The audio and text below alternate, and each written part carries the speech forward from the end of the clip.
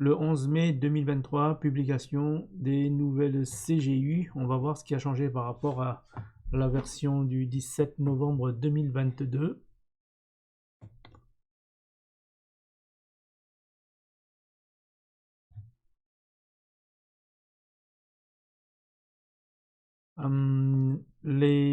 Il fallait ajouter des nouvelles choses, mais ça vous devez être au courant. Désigner des responsables, le responsable légal, pédagogique, administratif et financier, donc il fallait rentrer les coordonnées de ces personnes-là, ça a dû être fait.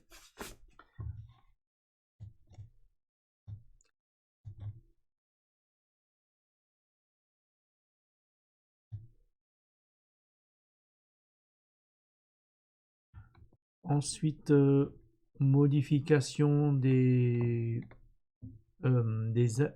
conditions d'annulation pour cause force majeure.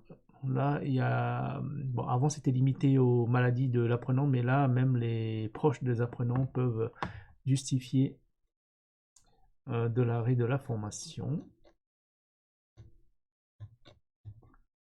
Donc ici,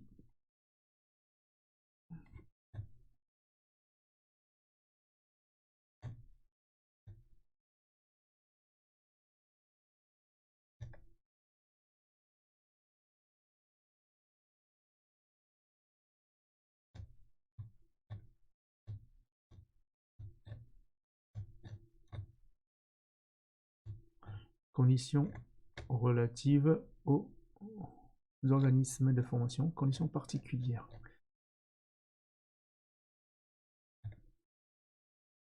Bah, c'est pareil, c'est un rappel des référents. Alors, critère 6, indicateur 27, il y a une petite phrase qui a changé.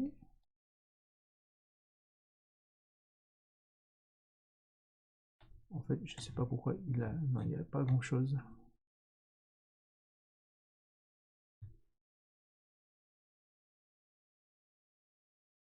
Réinscription et réouverture à l'accès aux services.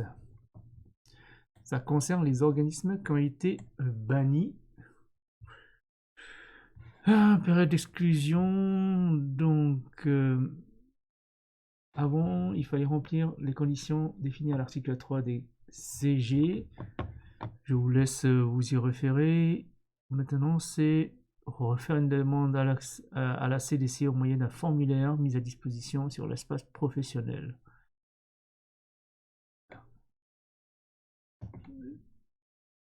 Donc les conditions sont que le formulaire soit transmis, satisfaction des exigences, la présentation des garanties relatives à la cessation des ajustements pour lesquels il avait été déréférencé de la plateforme, le remboursement à la CDC des sommes indûment perçues.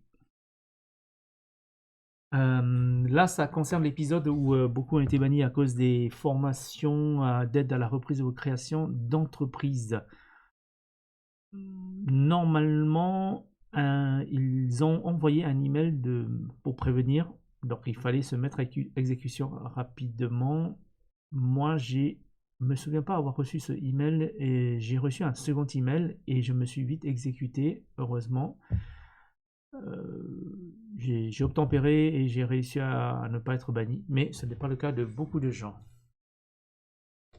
Essentiellement des petits organismes de formation.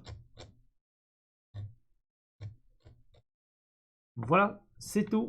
Je vous remercie de m'avoir écouté.